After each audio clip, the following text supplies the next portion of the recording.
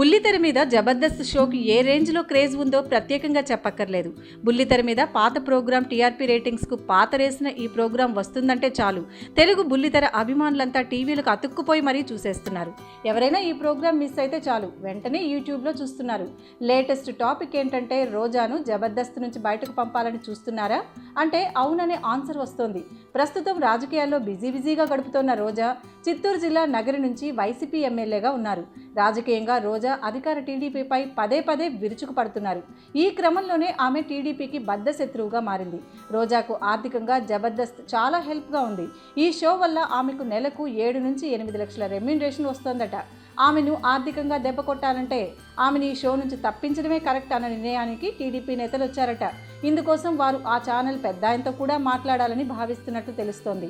ప్రస్తుతానికి ఆ ప్రయత్నాలు కాస్త చల్లారినా రోజా టీడీపీపై దూకుడుగా వ్యవహరించిన ప్రతిసారి టీడీపీ వర్గాల్లో ఇదే టాపిక్ వినిపిస్తోందట.